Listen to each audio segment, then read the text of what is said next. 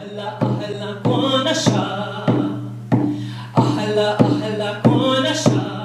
it's important to note that just in the Navajo Nation alone, we have more than 2,000 abandoned uranium mines that have been documented.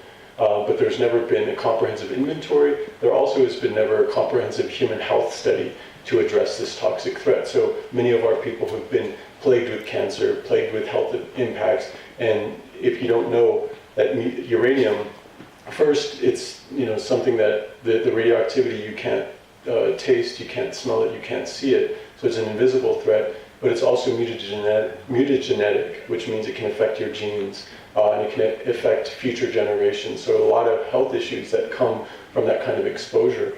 Many of my relatives were uranium mine workers. Some of them actually helped to build the head frame at the Canyon mine.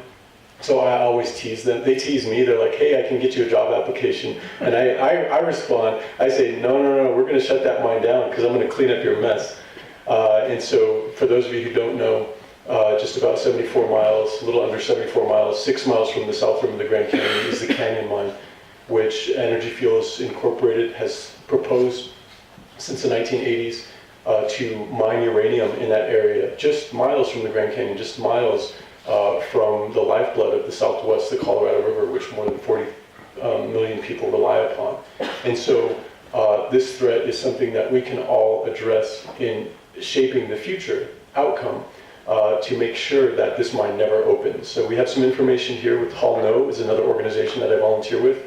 And Hall No is specifically focused on preventing the transport of uranium coming through not only through Flagstaff, because the haul route would be from Canyon Mine, just south of Tusayan, 6 miles from the south rim of the Grand Canyon. It would go down the road and all the way to close to Williams, over the 40, and then get off on Country Club, the overpass, and then head up 89, and then go through Cameron, go through Tuba City, go through Kayenta, all the way up to the White Mesa Mill, which is on Mountain Ute lands, and the only commercially operating processing plant for uranium that exists in this country. And so the important thing with this is that we have the ability here in Flagstaff to put our foot down, right, and not let this contamination, not let 12 trucks per day carrying up to 30 tons each of high-level radioactive ore, only covered in tarps. That would be the only thing protecting our communities from this toxic threat. To prevent all those trucks per day coming through our community. And just recently, was it last year? I don't know, my time frame is messed up. Last year, the city of Flagstaff helped put the foot down at the demands of folks in the community and outlying indigenous neighbors by passing a resolution to prevent or calling for opposition and preventing the uranium from coming through the communities. But we want uranium to be left in the ground. And I think that that's part of the reason we're all gathered here tonight, and very honored to be able to host the International Uranium Film Festival, which has been going on for 8 years. And tonight we have the founders of the Uranium Film Festival who have come all the way from Brazil.